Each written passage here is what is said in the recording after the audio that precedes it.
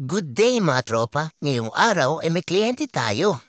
At habang wala pa ang kliyente, ay maglilinis tayo ng shop at magsiset up.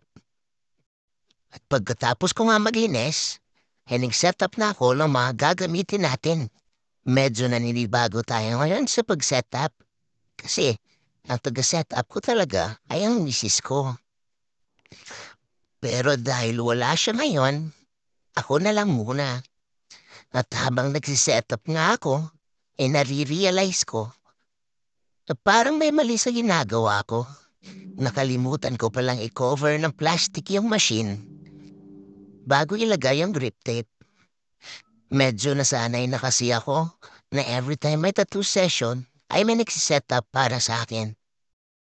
At nung balutin ko na nga ng grip tape yung aking machine, ay naiisip ko na parang may kulang na naman sa ginagawa ko. Hindi ko pala nalagay yung grip cover. Medyo mahaba rin kasi yung session natin ngayon. Kaya kailangan talagang may grip cover para hindi manakit yung daliri ko after session. Malaking tulong din talaga kasi yung grip cover mga tropa. Lalo na kung mahaba yung session. Komportable rin kasi siya sa kamay. Kaya maiiwasan talagang sumukit yung mga daliri mo. Matapos ko nga ilagay yung grip cover, ay binalot ko ulit siya ng plastic bago ilagay ang grip tape. Mga simpleng bagay lang yan mga tropa. Pero pag nakalimutan natin, ay pwedeng magdulot ng kontaminasyon. At ang kontaminadong gamit ay pwedeng magdulot ng sakit sa ating mga kliyente. At yun ang lagi nating iniiwasan. Matapos ko nga mag-setup, ay sakto naman na dumating yung ating kliyente.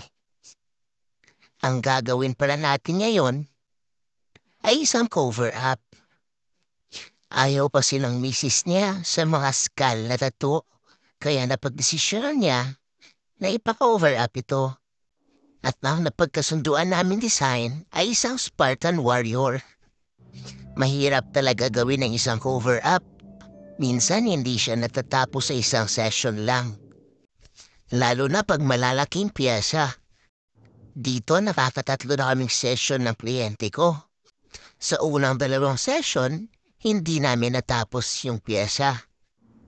Medyo nasasaktan na rin kasi yung kliyente natin.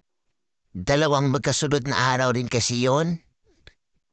Kaya sa pangatlong session ko na siya tinapos. Yun nga lang mga tropa, hindi natin na video yung session na yon. Pero ito na yung naging kalabasan. Obserbahan ko pa rin yung healing niya kung kailangan pa ng isang session. Hanggang dito na lang muna yung ating video mga tropa. Kung may mga katanungan kayo, pwede nyo akong i-message sa Facebook at Instagram account. Hanggang dyan na lamang po. Maraming salamat.